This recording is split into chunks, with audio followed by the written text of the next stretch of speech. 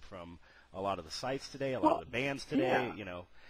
Well, you yourself, I'm sure, it's like, you know what, I have seen an interview and I have seen a conversation. Sure. And the reality is that I will take eavesdropping on a conversation between two people any day over an interview. Yeah. Because a conversation is personal, it's deep, it's thoughtful, it can be provocative, it can be everything above. Interviews have a tendency to come off as preset, preordained. Okay, well, here comes the one story and here's the story again. And right. I mean, it's like, you know, being in the industry, it's like if you've ever done a junket, all that a junket is basically they sit your ass in a room and then somebody comes in and sits down with you. They get 3 minutes. They bang you with questions. They move out. The next guy comes in, bangs you with questions. And before you know it, you're realizing, I just answered 40 people the same goddamn thing. This is just not. This is not real to people. It's like this is the kind of thing that I'm hoping when people listen to this, they're going to go, oh my God, Rob and Richard and Mike are real people. They're just real people. Yeah, we sit here. We've talked about everything. We've talked about, you know, we've talked a lot about where the metal was. You know, we've talked, you know, some about Lynzee too. But I mean, I just think that's, you know, that's what's going to make people see that the artists from our metal, you know, the guys that are trying to, you know, to reinvent themselves in this day and age, it's, you know, they're real people, and I think that's just going to make a huge difference. I mean, this could have been a Lynzee, and Lynzee. Right. It's like, you know what? Well, who cares? It's like, you know what? People want to hear Lynzee in the context of life, right? And what's happened and what's been, and how did life affect your philosophy and belief of Lynzee and what you do musically and things of that nature. And it's like even our discussion, it's like after we're done and all that, it's like my hopes, my general belief is this, and if I can even as a summation to everything, is my hope is that anybody I come into contact with when they walk away from talking to me walks away with something. Yeah, sure. Whether it's a feeling of, wow, I feel real good just talking to him. Wow, I feel I learned something. Wow, I feel I got insight. Wow, I feel he gave me a wake-up call. Wow, I feel that he gave me hope and dreams. Whatever it is. Because I've had conversations that I walked away going, God, that was a waste of 20 minutes. Wait a second, I do that 8 hours a day at my job. Can I get those back? Can I get that 20 minutes back?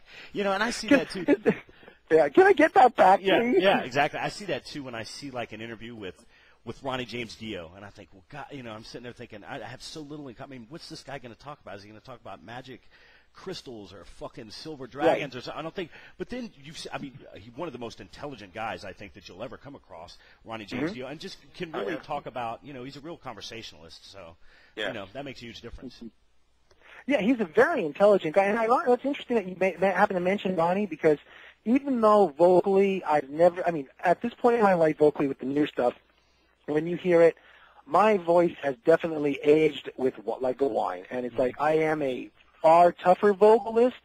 I have that ability to drop down to the Jeff Tate type of tonalities, things that, and Ronnie James Dio is my favorite vocalist because he just always managed to. He had a quality to his voice that just basically said, "Listen up, just listen to what I'm saying." And this was before the whole, you know, everybody else came along, so. He was one of my idols as far as being a vocalist goes. So, you know, it's interesting that you happen to mention him just because he's a person I kind of emulated myself after, at least as a vocalist. Yeah, well, he's a Fortunately, good one. I sounded more like Vince Neil for a good portion of my life, but that's neither here nor there. Yeah, he's another guy. Well, we can go on to him too, but hey, you know, we're not here to bash. Like I said, we're here to feel the love and everything. So, what do you guys, you know, want to? We've been at it for an hour and 40 minutes, and it feels like we just sat down, but. Is there anything? I guess you're gonna have to edit this thing, huh? No, if you guys want to let it free flow like this, that's fine. Let it go. Yeah, absolutely. I think that would be better. We probably lost everybody a long time ago. They're probably like, these guys are assholes, and they're just having a conversation between themselves. But hey, to let you know, this is the general route that all of our conversations, and I don't use the word interview. This is how all our conversations with DJs go. We all get into. I love talking to you. Yeah. Michael, they just end up being a BS session. We just enjoy it because it just becomes a session of like, wow, been there, done that, wow. Right. And the thing is, we're all the same. We're not that different. We're all very much the same. Yeah. I feed off of you guys because when I talked to Billy Rowe from Jet Boy, very nice guy, very to the point. You know, didn't ramble a whole lot. So then I talked to Mark yesterday, and it was just like, this guy is all over the freaking place, and, you know, he's doing this and that. And I just knew. I mean, I waited all day to call you guys because I was like, this is just going to be the greatest. And then I call Mike, and Richard puts me off an hour, so I was like, jeez, now I got to go cut. Now I got to go cut. Mike, I even told Mike that. I go, oh, God, I know Rob's pissed at me. I was like, now I got to go cut my wrist in the bath. I mean, just looking forward to this the whole time. And Josh walked in here, and he goes, I thought you were supposed to be talking to Lynzee. And I go, I was. They weren't ready yet. I said, we're going to do it again in an hour. And he's just like, man, you must be dying. And I was like, oh.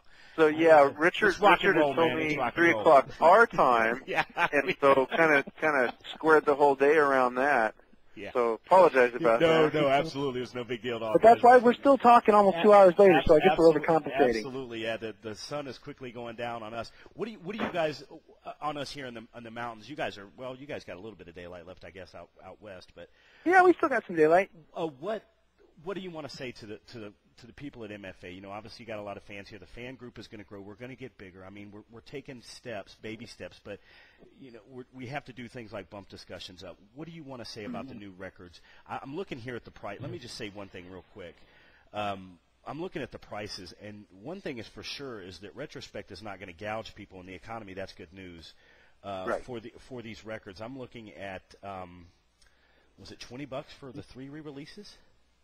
I'm not exactly sure what he's planning on doing. I don't want to say anything. Okay, I don't want to say anything. Yeah, okay. like I said, I'm not sure. But the one thing I am aware of that I know that's going to be done is that the three albums will be offered individually. But he is putting together an offer that if you pick up all 3 Lynzee releases, you're going to get one of our limited edition Victim of Nirvana shirts.